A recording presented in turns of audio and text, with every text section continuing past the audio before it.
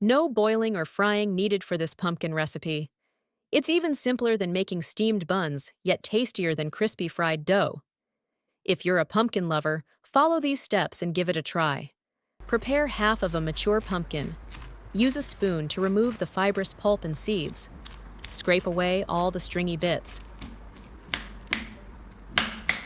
Pumpkin seeds are rich in nutrients, especially amino acids. Don't throw them away. Keep them to eat directly or use them in other dishes. Then, cut the pumpkin into smaller pieces. Completely peel off the tough outer skin. Pumpkin is highly nutritious, yet low in calories. It's rich in vitamins A, C, and E, as well as potassium and fiber, which help boost immunity and support heart health. It also contains beta-carotene, lutein, and zeaxanthin, which protect your eyesight. After peeling, rinse the pumpkin thoroughly with clean water to remove any residue. Now, place the pumpkin on a cutting board and slice it evenly. This ensures the pumpkin cooks evenly while keeping its texture. You may notice a faint sweet aroma as you slice the pumpkin, a pleasant natural scent, especially strong in mature pumpkins. The fresher the pumpkin, the sweeter the fragrance. Arrange the pumpkin slices on a plate. Spread them out evenly so that the steam can cover every piece, ensuring even heat distribution and avoiding undercooked spots. Next, add plenty of water to your steamer. Place the plate of pumpkin into the steamer. Remember to start steaming with cold water. Cover the lid. This allows the pumpkin to soften gradually as the temperature rises, resulting in a smoother texture. Once the water boils, reduce to medium-low heat and continue steaming for 8 to 10 minutes. When the time is up, lift the lid to check. The pumpkin pieces are very soft, and many of them have cracked. Gently press a piece with chopsticks. If it breaks easily and has no hard core, it's perfectly cooked. Remove the steamed pumpkin pieces, and while still hot, transfer them into a large bowl. Using the back of a spoon or a rolling pin or a food processor, mash the pumpkin until completely smooth and lump-free. You'll notice its naturally sweet aroma. This step must be done while the pumpkin is still hot. Once cooled, it becomes harder to mash. When the mashed pumpkin is smooth, crack in 2 eggs. Quickly stir to combine the eggs with the pumpkin. The eggs make the final dish softer and smoother, and add a rich, savory flavor compared to plain pumpkin. They also provide high-quality protein, making the dish more nutritionally balanced. Continue mixing until the eggs and pumpkin blend completely and no streaks of egg remain.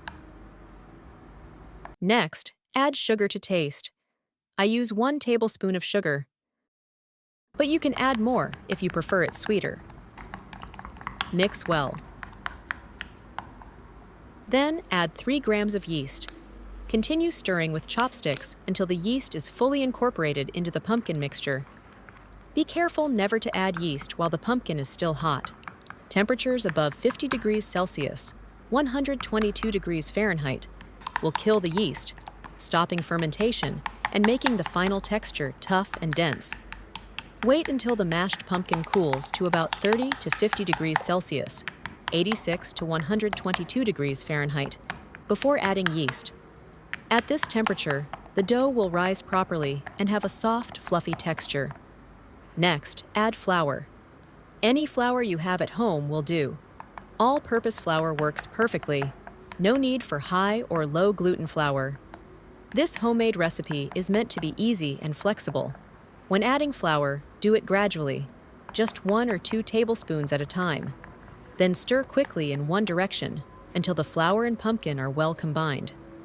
Adding flour little by little helps you gauge the moisture level more accurately, since pumpkin water content varies and exact measurements can be tricky. This way, you can adjust by feel and avoid mistakes. Stir until no dry flour remains in the mixture. Lift the dough with chopsticks. It should form a solid, cohesive mass. The dough shouldn't bounce back easily. If it's too runny, it'll be hard to shape later. If too stiff, the result will be dense. Finally, cover the bowl tightly with plastic wrap and set it in a warm place to rise. Let it ferment for about 20 minutes. Now, prepare the ingredients. Take a handful of red dates and raisins and put them in a bowl. Drizzle a little water over them to moisten. Then sprinkle a bit of flour on top. Knead them gently by hand. After about a minute, the fine texture of the flour acts like a tiny brush, absorbing dust and impurities from the wrinkles of the dates and the crevices of the raisins.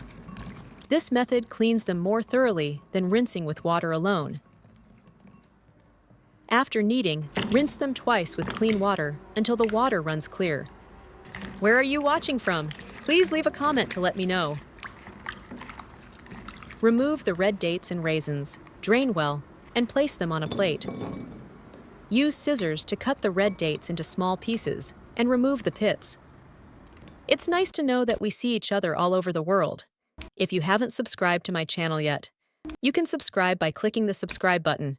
It's great to see your support. Chop the raisins into small pieces on a cutting board. This way, when you mix them into the dough, you'll get fruity flavor in every bite. If you don't like these two ingredients, you can substitute them with your favorite dried fruits, such as chopped walnuts or dried cranberries to add richer flavor. Once done, place them on a plate and set aside. Now the dough has finished rising. Remove the plastic wrap, and you'll see that the dough has expanded to fill the entire bowl. Use chopsticks to pull the dough apart. You'll notice a honeycomb-like texture inside. This shows the dough has fermented successfully. Next comes an important step: deflating the dough. Stir the dough continuously in one direction with chopsticks to break up the large air bubbles formed during fermentation. This step is crucial. Only when the dough is fully deflated will it have a soft, even texture without large air pockets, resulting in a fine and fluffy crumb.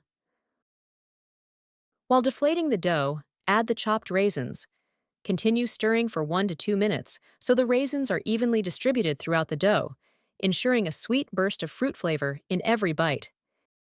If you don't have molds at home, you can conveniently use small bowls you usually eat from. First, pour a little cooking oil into each bowl. Use a small brush to spread the oil evenly over the bottom and sides. This not only makes it easier to remove the cakes later, but also helps create a smoother and softer surface. Next, scoop the deflated dough into the small bowls. Be careful not to overfill them. Fill each bowl only halfway or 2/3 full, as the dough will expand when heated. Otherwise, it might overflow. After filling, use a rolling pin to gently smooth the surface of the dough so it looks even and neat. Finally, place the red date pieces on top for decoration. You can arrange them in small flower or star shapes, or simply in a single layer. Whatever design looks most appealing will instantly make your cakes visually stunning. Beautiful, isn't it? Now bring water in the steamer to a boil. Turn off the heat. Then place the small bowls inside. Cover with a lid and let the dough rest for a second rise. This second fermentation doesn't take long, about 5 to 8 minutes. After that, you'll see the dough slightly puffed up, soft, and elastic to the touch. This means the second proofing is complete. Next, turn the heat to medium and steam for 15 to 18 minutes. When done, remove the lid. You'll be greeted by the rich aroma of pumpkin mixed with the sweet scent of dried fruit. It's absolutely irresistible. If you're unsure whether the cakes are fully cooked, insert a clean toothpick into the bowl. If it comes out clean without any sticky dough, the cakes are perfectly steamed.